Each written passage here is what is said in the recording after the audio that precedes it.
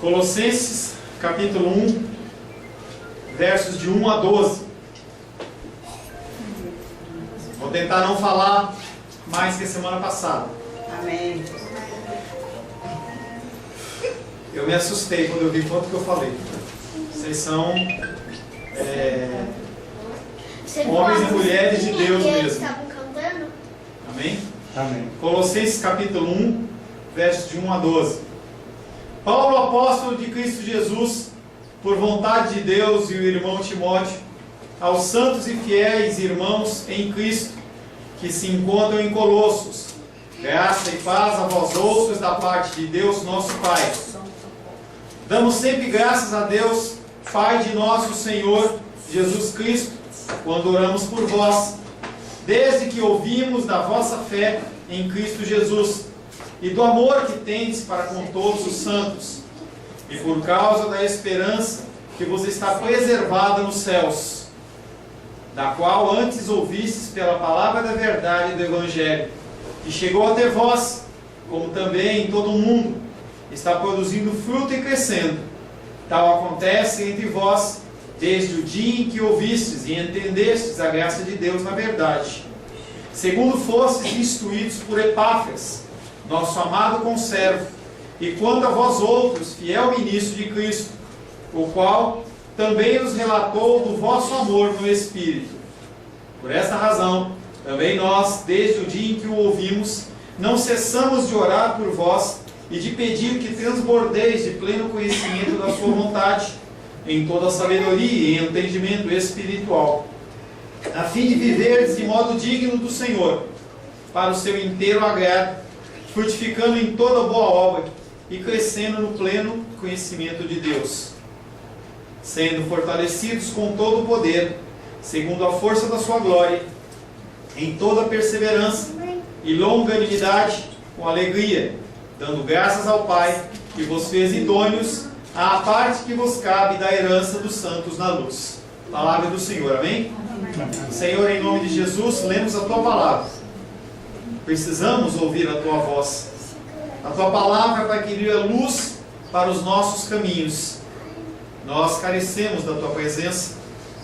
Desde o momento em que nós nascemos, Pai, até o momento em que iremos nos encontrar com o Senhor, nós carecemos do Senhor. Nós precisamos de Ti. Homens e mulheres do passado buscaram o Senhor e o encontraram, porque a Tua palavra diz que se nós Te buscarmos, nós acharemos. Nessa noite nós queremos receber um recado do Senhor, Pai. Nós não queremos discursos, nós não queremos passar um tempo de forma social aqui, mas nós queremos ouvir a Tua voz. Fala conosco através da Tua palavra, Pai. Eu, como servo do Senhor, me coloco à Tua disposição, Pai.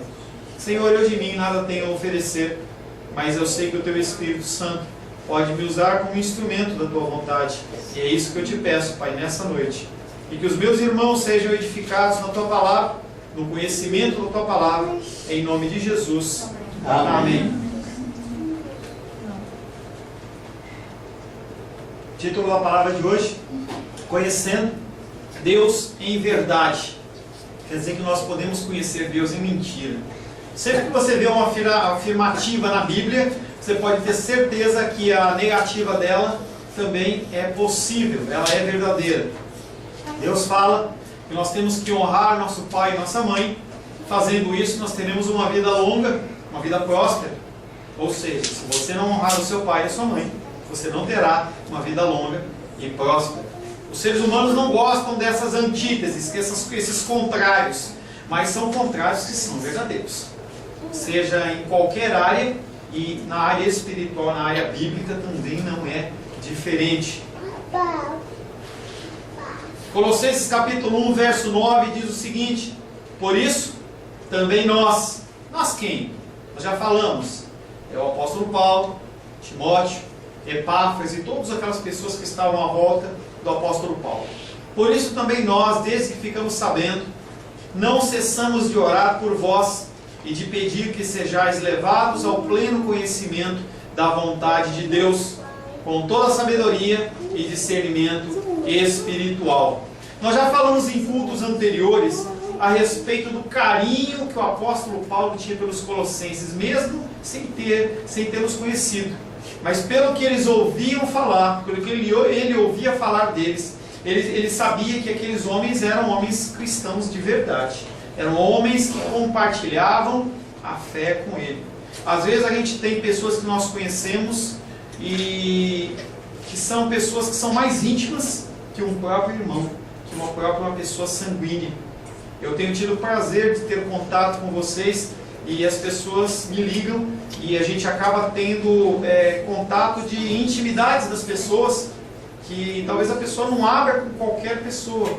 E aí eu tenho o prazer de ser uma pessoa que possa apenas ouvir. Essa semana atendi uma pessoa por telefone, fiquei 25 minutos com a pessoa no telefone e a pessoa olhou para mim e falou assim: pastor, há 3 pessoas com quem eu posso desabafar e falar o que eu vou falar agora. Uma é a minha mãe, outra é o meu marido e a outra é você. E ela não congrega com a gente. Então eu me senti, de certa forma, privilegiado, não soberbo, mas privilegiado de poder ser um instrumento do Senhor. E eu basicamente naquela noite fiquei 25 minutos ouvindo. E a pessoa precisava realmente desabafar, abrir o coração dela.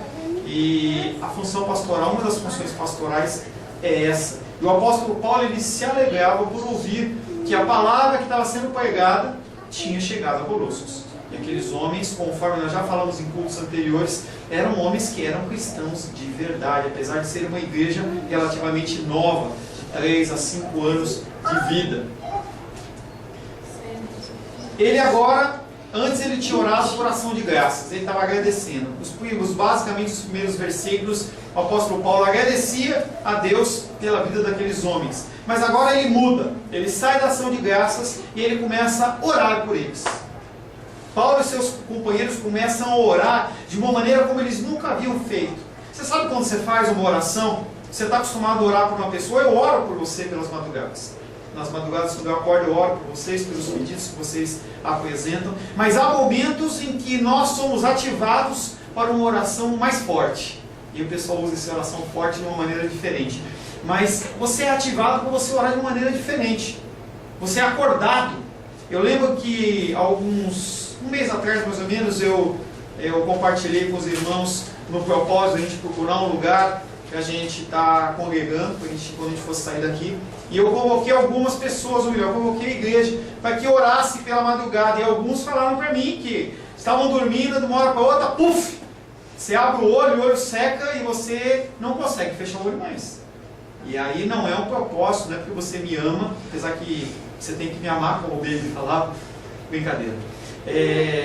Apesar de você ter um relacionamento comigo, você não faz isso porque o meu relacionamento em si, porque Deus colocou no teu coração para que você acordasse mais cedo ou em algum momento do dia tivesse uma disposição de oração. E o apóstolo Paulo, aconteceu isso com ele. A partir do momento que ele ficou sabendo o que estava acontecendo com os colossenses, ele começou a orar, não só ele, como Timóteo e todas as pessoas que estavam com ele começaram a ter uma oração fervorosa, uma oração realmente incessante.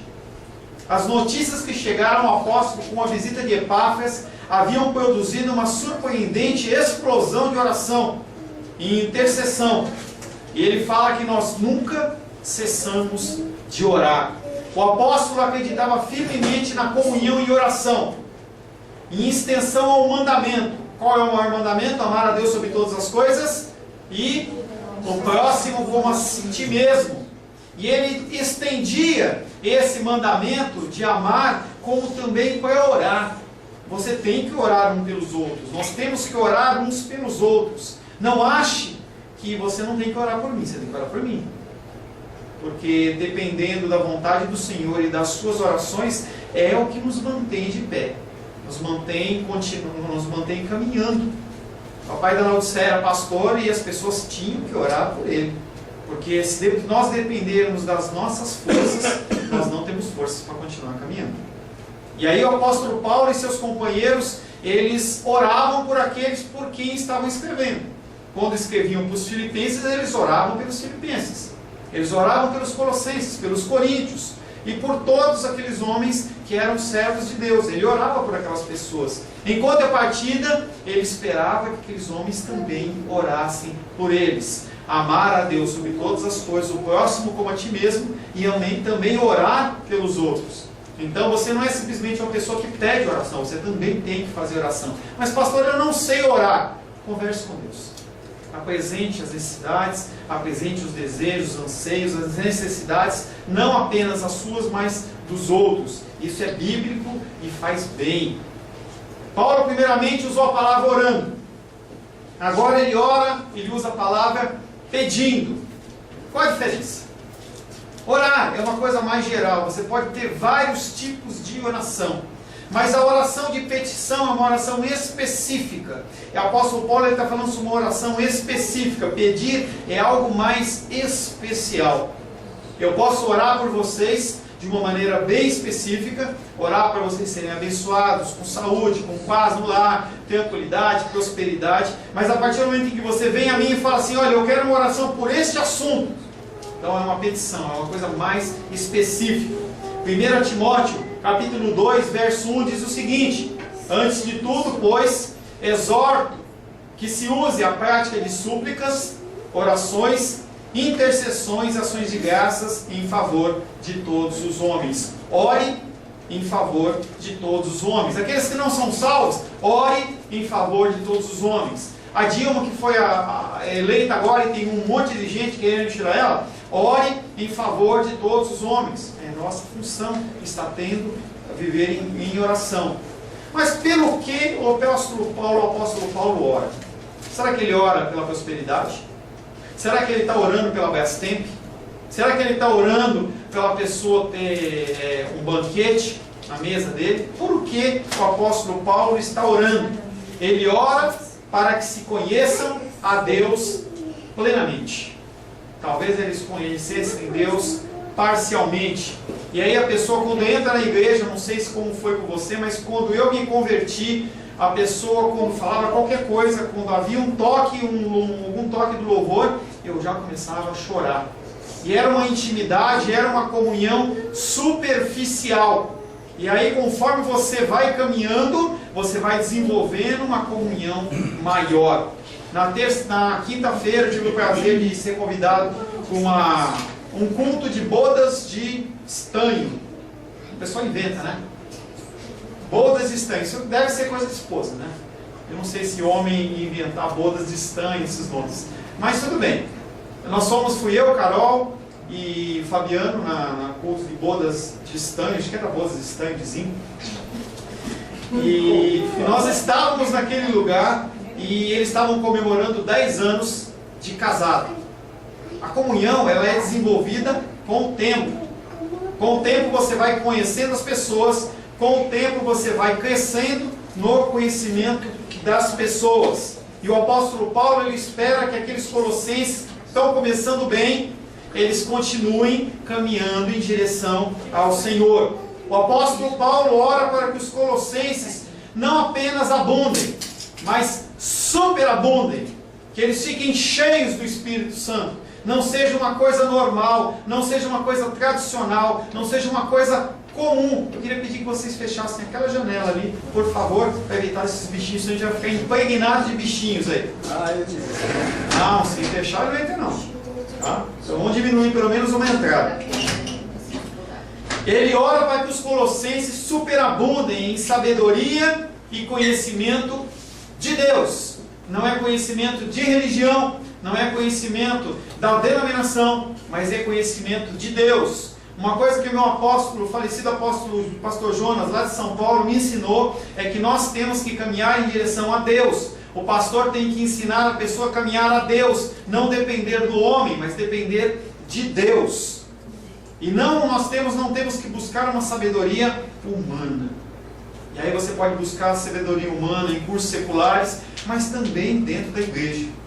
E eu tenho uma dificuldade com as pessoas que ficam fazendo curso o tempo inteiro e a pessoa não coloca nada em prática.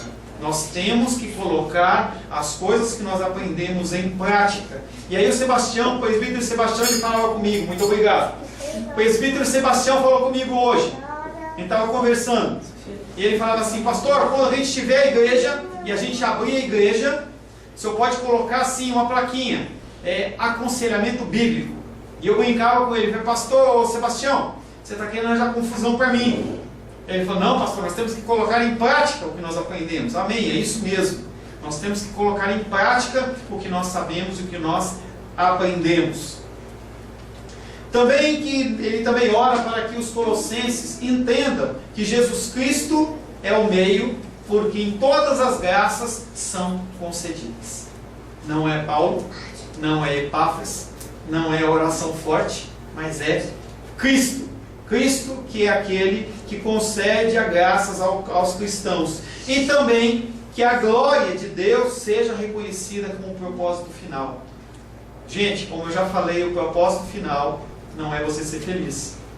O propósito final não é você ser rico. O propósito final não é você estar bem financeiramente, você ir para a Europa ou ir para a Disney. Não que essas coisas não sejam boas, não é mesmo, Lindinha? São boas, mas não são o propósito final das nossas vidas. Imagina que o propósito final da sua vida seja possuir algo, ter algo na sua conta bancária, um valor na sua conta bancária, você ter coisas na sua vida. Não se preocupe com os bichinhos, eles não vão acabar, você não vai conseguir matar todos, tá? Então o propósito final da sua vida seria triste se fosse apenas esse. O homem nasceria, aprenderia na escola do primeiro até a faculdade, faria sua faculdade, trabalharia, casaria ou não, teria filhos ou não, envelheceria e morreria. Que propósito mais vazio seria esse? O propósito final é que nós glorifiquemos ao Senhor através das nossas vidas. Conhecer Deus em verdade. Nós podemos conhecer Deus parcialmente? Sim, nós podemos conhecer Deus parcialmente. Como é que eu conheço Deus parcialmente, papai? Como é que eu conheço Deus parcialmente? É simplesmente você parar de olhar para Deus e olhar para si mesmo. Você deixa os propósitos de Deus de lado, você começa a buscar o seu umbigo, você começa a buscar os seus desejos, as suas vontades. Mateus 6,10 diz: venha o teu reino, faça-te a tua vontade, assim na terra como no céu. Exemplo maior que nós podemos ter de uma abnegação, de uma entrega, é a figura de Cristo, entregando-se a si mesmo para que se cumprisse a vontade do Pai. Primeiro você olha para o seu trabalho, depois você olha para as suas aspirações. Pastor, eu vou querer, entendeu, algo especial para a minha vida, então eu tenho que buscar. Você começa a buscar mais a sua família do que Deus. Pastor, como é que é isso? E aí entenda que é diferente você buscar Deus e estar na igreja. É uma coisa diferente. As pessoas têm vendido a ideia de que é a mesma coisa, mas não é a mesma coisa. Você está na igreja de segunda a segunda não quer dizer que você conhece Deus. Quer dizer que você pode estar se tornando uma pessoa religiosa. Deus não espera, não aguarda e não exige que você esteja na igreja segunda a segunda.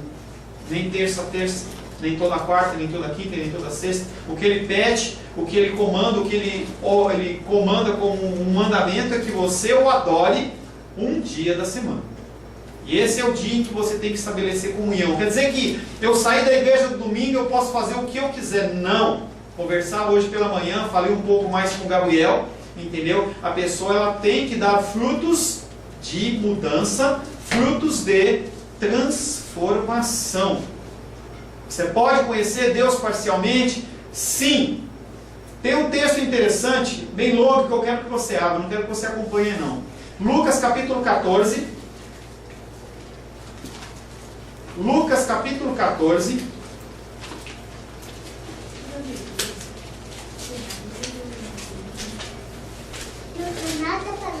Lucas 14, vamos ler do verso 16 até o 24. Lucas 14, versos 16 ao 24. O títulozinho da minha Bíblia aqui diz a parábola da grande ceia. Olha que interessante. Lucas 14, 16 ao 24. Certo homem deu uma grande ceia e convidou muitos. A hora da ceia enviou seu servo para avisar os seus convidados. Ou seja, Os convidados já sabiam antecipadamente, não foi um convite em cima da hora. Ele convidou antecipadamente, ele avisou o que ia acontecer, e aí ele chama os conservos para ir lá falar para as pessoas: olha, está tudo pronto. É mais ou menos quando eu mando uma mensagem para vocês e falo assim: olha, não esqueça da ministração de hoje. Verso 17: a hora da ceia enviou o seu servo para avisar os seus convidados: vinde, porque tudo está preparado. Não obstante, todos a uma começaram a excusar-se, começaram a pedir desculpas, começaram a dizer que não podiam participar. Disse o primeiro: acompanha um campo e preciso ir vê-lo. Rogo-te que me tenhas por excusado. Me desculpa, mas eu não posso ir porque eu comprei o terreno. Outro disse: comprei 5 juntas de bois e vou experimentá-las. Rogo-te que me tenhas por excusado. Comprei um carro novo e eu preciso testar esse carro novo. Outro disse: casei-me e por isso não posso ir. Voltando o servo, tudo contou ao seu senhor. Então, irado, o dono da casa disse ao seu servo: sai depressa para as ruas e becos da cidade e traze para aqui os pobres, os aleijados, os cegos e os coxos. Depois lhe disse o servo: Senhor, feito está como mandaste, ainda há lugar. Respondeu-lhe o Senhor: sai pelos caminhos e atalhos e obriga todos a entrar, que nenhum daqui, para que fique cheia a minha casa. Verso 24: porque eu vos declaro que nenhum daqueles homens que foram convidados provará a minha ceia. Pergunto para você: é pecado você comprar um terreno? É pecado? É pecado você comprar um carro novo? Não. É pecado você casar? Não. Mas quando você coloca essas coisas na frente de Deus, passa a ser pecado. Pastor, como é que eu posso, num casamento, estar pecando? Quando você coloca o seu casamento na frente de Deus, é pecado. Lembra de Abraão? Abraão, ele tinha o seu filho, filho da promessa, Isaac, e Deus fala assim: me dá este filho. Ele poderia falar para Deus: não, Deus, esse é o filho da promessa. Ele fez isso? Não. Ele pôs quem na frente? A família ou Deus? Ele colocou Deus. Quão difícil é essa situação, mas é uma situação que nos é solicitada. E nós entregamos tudo ao Senhor. Primeiro o seu trabalho, suas aspirações, seu ministério, seus bens. E aí Paulo alerta os colossenses que ainda está faltando alguma coisa. Vocês começaram bem, vocês se amam, vocês agem de uma forma cristã, mas vocês precisam de algo a mais. O objetivo do apóstolo Paulo é prepará-los para receber dele instrução e ter atenção para uma afirmação mais completa da sã doutrina. A cada dia que passa, você cresce mais, você recebe mais de Deus, você vai recebendo porções de Deus. Conforme você vai vindo à casa do Senhor, você recebe mais e mais. Hoje pela manhã eu estava conversando com a Glenda a respeito da escola dominical dos adolescentes, e eu falei assim: será que você pode preparar meia aula? Ela falou assim: pastor, se eu soubesse eu tinha preparado, mas eu pensei que o senhor ia falar só sobre escatologia. Mas eu quero que você entenda, quando você fala sobre um tema por muito tempo, são muitas informações que você não consegue absorver. Não é o meu objetivo te encher de informações. Eu quero que você construa no seu coração, dentro do teu entendimento, algo que você saiba explicar e consiga viver. Por isso que nós temos que fazer a coisa de maneira pausada e com parcimônia. Paulo alerta que ainda lhe está faltando alguma coisa. Só que acontece que tem pessoas que, quando eles estão vivendo, eles acham que já sabem demais. E eu ouvi outro dia um testemunho de um pastor muito conhecido, que ele estava numa reunião de pastores e eles se reuniam para orar, uma pessoa que está na televisão, e ele falou assim: olha, se a gente fosse estar se reunindo aqui para eu ficar ouvindo o pessoal pregar, é muito melhor eu ir para minha casa, pegar um dos meus vídeos, dos meus cultos e ouvir o que eu falo, as minhas pregações, que eu vou ser muito mais edificado do que ficar aqui ouvindo outras pessoas falarem. Esse tipo de discurso é um discurso de uma pessoa que é soberba e ela acha que não tem mais nada a acrescentar na vida dela. Cuidado, porque o apóstolo Paulo começa a olhar para aqueles homens e se preocupa que eles comecem a entender que a vida deles é direcionada para esse lado. E ele está preocupado com eles. Provérbios capítulo 16, verso 18 diz: a soberba precede a ruína, e a altivez do espírito a queda. Primeiramente ele elogia os colossenses, mas depois ele fala: cuidado, cuidado, que vocês estão crescendo e não permitam que haja nenhum tipo de obstáculo no ensinamento de vocês. Mas que conhecimento que o apóstolo Paulo deseja em favor desses homens? O que ele está querendo? O conhecimento da vontade divina, por cuja expressão ele afasta todas as invenções dos homens. A preocupação do apóstolo Paulo é: vocês têm que confiar em Deus, vocês têm que ouvir a palavra, vocês têm que entender a palavra, e cuidado com o ensinamento de homens. Cuidado com o que os homens têm inventado. Os homens inventam campanhas, os homens inventam propósitos, as pessoas vão para cima do monte com um galão de 20 litros de água, você vê isso na televisão. Coisas inventadas por homens. E às vezes a gente olha para os líderes e fala assim: como que eu vou questionar essa pessoa? Como é que eu vou olhar para uma pessoa que começa a falar: você está errado? A pessoa está errada a partir do momento em que ela não estiver segundo a palavra. E tem um negócio muito interessante, que tem um pregador famoso que se chama John Piper, e ele inseriu na confissão de fé dele. E a confissão normal é: aceito Jesus Cristo, principalmente no batismo. Você confessa Deus como seu Criador, Jesus como seu Salvador, o Espírito Santo como seu Consolador. E aí tem toda uma confissão de fé. E aí você olha, você se sujeita às autoridades.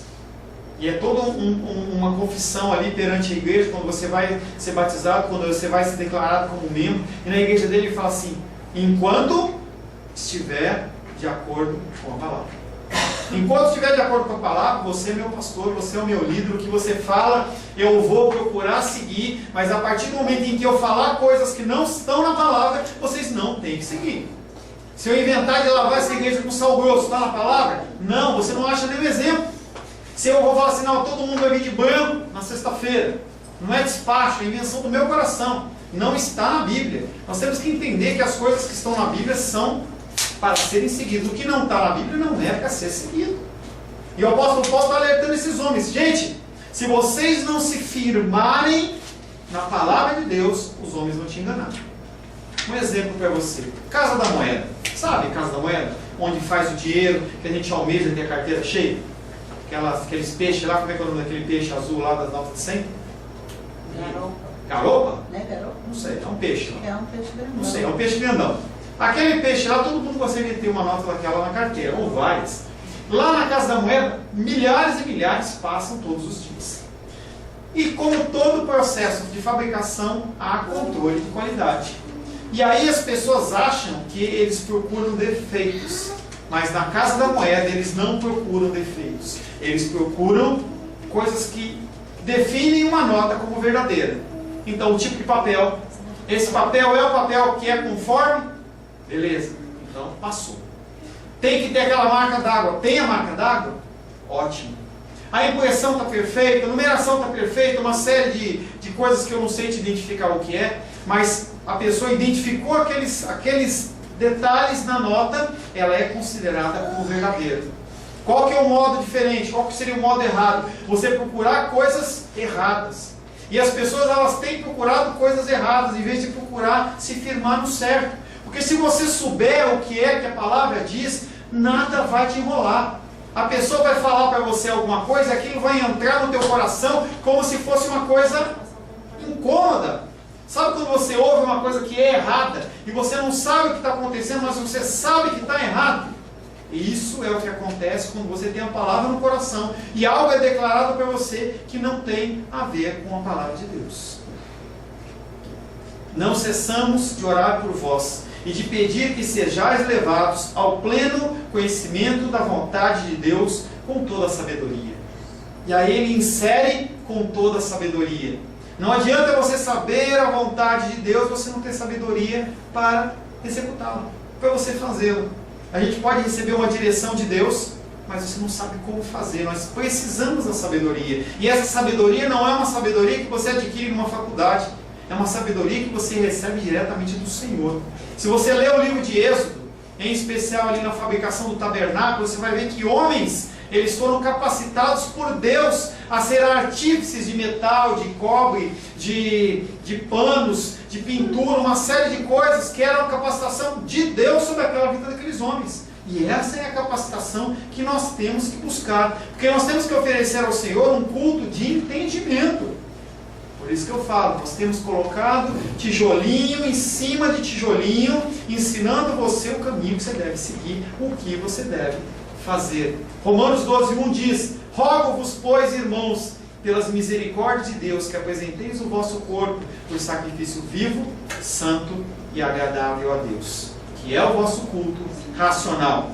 Ele ensina que a vontade de Deus, da qual ele estava falando, era uma única norma, não tem uma distorção.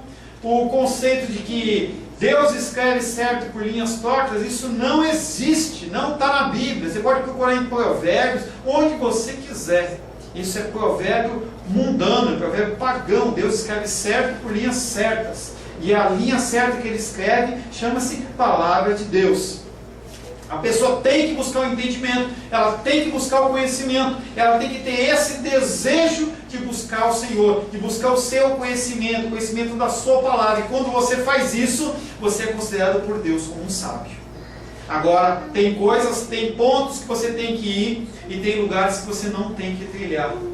Eu falava esses dias com uma pessoa e a pessoa falava assim: não, mas eu queria fazer isso, queria fazer aquilo outro. Não é você não, cara, é outra pessoa. Então eu quero fazer um curso, quero fazer uma coisa, quero fazer outra. E eu falava assim: Deus está nesse negócio? Não, pastor, mas é bíblico, é de Deus. Eu falei assim: mas Deus está comissionando você para fazer isso. Ele está querendo você nisso. É o seu ministério, tem a ver com o seu caminhar. Para que você vai ficar demandando tempo numa coisa que não é destinada pelo Senhor para você? Quando você gasta tempo em coisas que não são separadas de Deus para você, você é encontrado por Deus como um todo, não como um sábio. Não adianta você adquirir conhecimento, e você fica religioso, porque é isso que você faz. Se você adquirir muito conhecimento e você não colocar em prática, você vai começar a julgar os outros que não fazem, os que não têm conhecimento, e isso não tem nenhum propósito nos caminhos do Senhor. 1 Coríntios 2,14 diz: ora, o homem natural não aceita as coisas do Espírito de Deus, porque eles são loucura, e não pode entendê-las, porque elas se discernem espiritualmente. Não há nada que você possa adquirir espiritualmente que venha de Deus que não seja através de Deus. Parece uma redundância, né? Você só consegue receber algo de Deus se for de Deus. Mas as pessoas, elas têm buscado ensinamentos de Deus, mas não recebem de Deus, recebem de homens. Palestras, cursos, coisas que podem até edificar você de alguma forma, mas não trazem nada no cumprimento primordial da sua vida, que é glorificar a Deus. Deus tem um propósito na sua vida. Há um propósito específico na sua vida, na minha vida. E nós temos que alimentar isso. Não adianta você ser um especialista, eu falava isso ontem, não adianta você ser um especialista em coisas que não são coisas que são destinadas a você. Não adianta.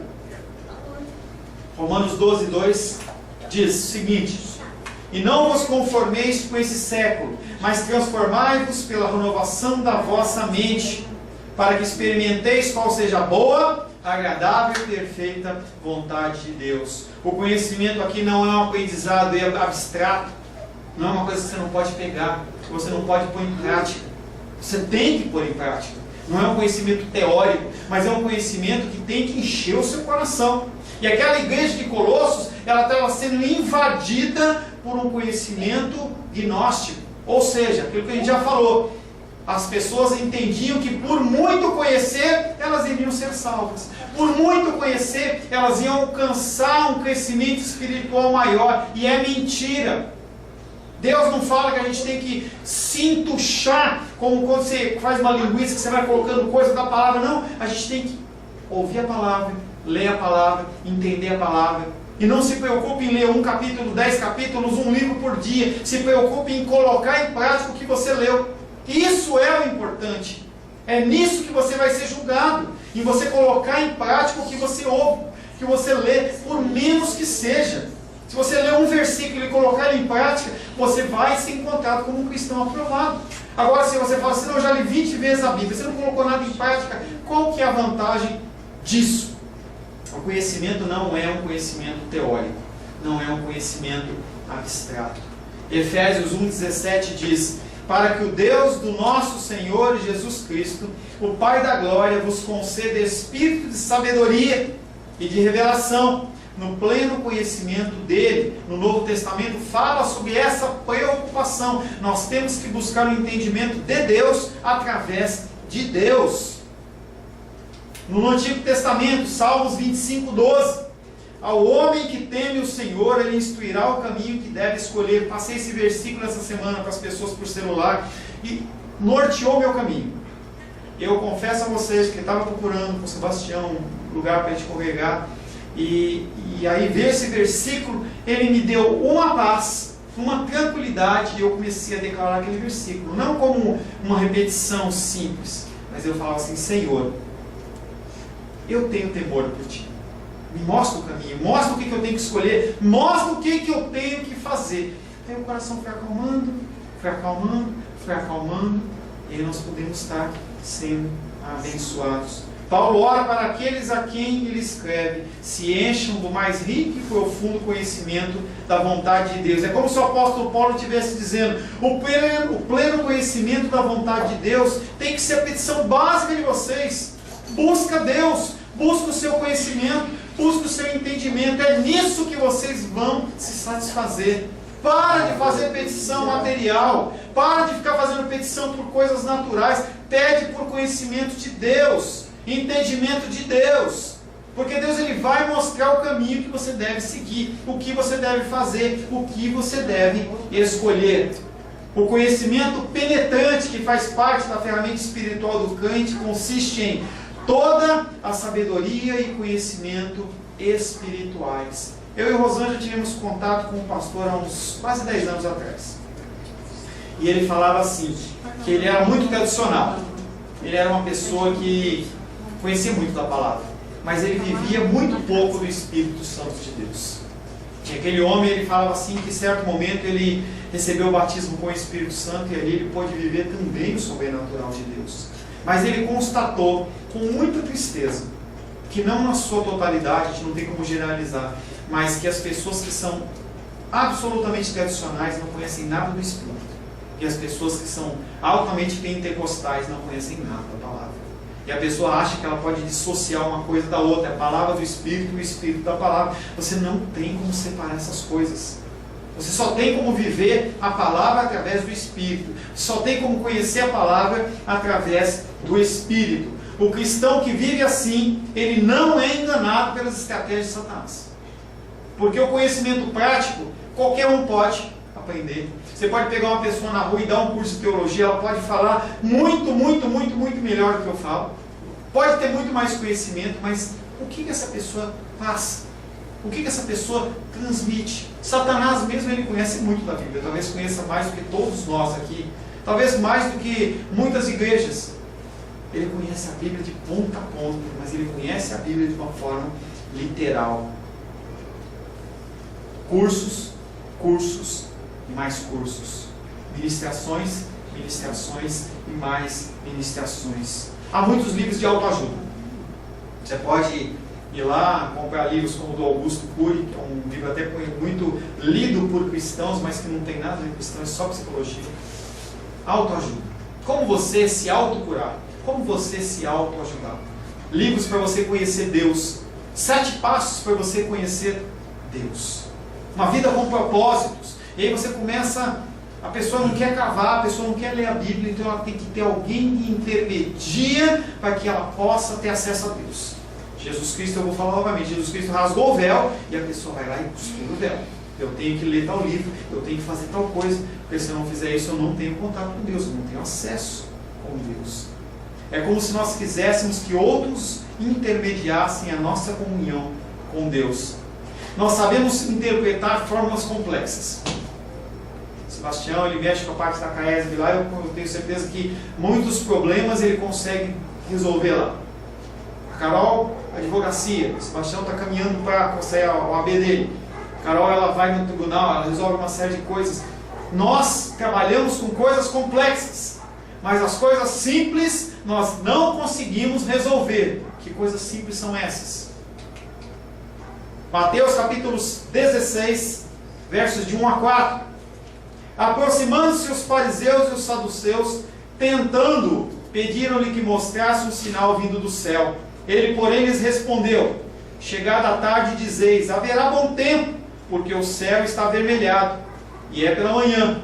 Hoje haverá tempestade, porque o céu está de um vermelho sombrio. Sabeis, na verdade, discernir o aspecto do céu, e não podeis discernir os sinais dos tempos? Uma geração má e incrédula pede um sinal, e nenhum sinal lhe será dado, senão o de Jonas. Será que você faz parte da geração incrédula e adúltera? Da geração má? Nós temos observado na televisão as pessoas pedindo sinais. As pessoas querem milagres. Então, se a gente colocar lá na porta da nossa igreja, aqui tem cura divina, as pessoas vão vir. Se você quer um milagre, quer uma revelação, e eu ministrava uma pessoa essa semana e ela falava assim: pastor, a minha igreja, o pastor não vai. Quem vai é a esposa dele, ela é missionária, ela é da revelação. E aí às vezes ela nem lê a Bíblia, mas ela revela. E ela chega em mim e fala assim: ó, Deus está mandando te dizer isso, Deus está mandando te dizer aquilo.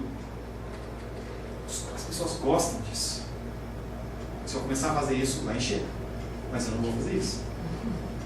Começar a dar tiroteio, começar a fazer aquelas consultas de horóscopo. As pessoas gostam do místico. As pessoas gostam de adivinhação, de saber o que vai acontecer. Será que você é encontrado entre esses? As pessoas são. Tem muita gente que é encontrada assim. Talvez você convide alguém para vir comer com a gente ou para visitar e a pessoa fala: lá tem revelação. Outro dia uma pessoa lá na internet, ela mandou uma mensagem para mim: pastor, eu ouvi algumas palavras suas e eu quero saber onde está a cura. Aonde está a revelação? Porque na minha igreja tem. Você já adivinha qual que é, né? Na minha igreja tem muita cura, tem muito testemunho. E aí eu tentei explicar para a pessoa: não, você não me convenceu. Eu quero saber de cura. Eu quero saber de sinais. Jesus Cristo está falando aqui: geração má, perversa, adúltera. Eu inseri um a mais por minha conta. E as pessoas, elas querem sinais. E elas se alegram. Elas se alegram. Você está entre esses? Você está entre aqueles que querem a palavra? Ou vocês querem revelação? Vocês querem a palavra? Ou vocês querem a cura? É boa a cura, né? Mas será que sem a palavra tem valia? E aí tem um programa que tinha antigamente que falava assim: você decide. Você decide. Tempos têm se findado. O tempo está acabando. Talvez nas nossas vidas físicas, também talvez nas nossas vidas espirituais. A volta do Filho do Homem está próxima. Talvez a nossa geração seja a geração que contemple isso. Talvez os mais idosos do nosso grupo, Dom Cláudio, Dom Céia e minha tia, talvez eles vejam a volta do Filho do Homem. No dia do Senhor, você será contado entre aqueles que Deus não conhece ou entre aqueles que Deus conhece? Como é que você quer ser encontrado? Será que Deus ele vai reconhecer em você um servo? Vai reconhecer em você uma serva? Ou vai se reconhecer apenas uma pessoa que busca um sinal? Para os salvos, esse sinal ele pode acontecer. Ir para a barriga da baleia. Jonas ele ficou naquela rebeldia toda lá e Deus colocou ele dentro da baleia. A baleia sua pode ser uma enfermidade, pode ser uma dificuldade financeira, pode ser uma perda de um familiar querido. São São todas baleias. Você precisa de uma baleia. Se você for salvo, Deus vai te colocar na barriga da baleia. Mas haverá o tempo em que todos ajoelharão, dizendo que Jesus Cristo é o Senhor. Você vai ajoelhar por livre e espontânea vontade ou livre e espontânea pressão? Feche seus olhos.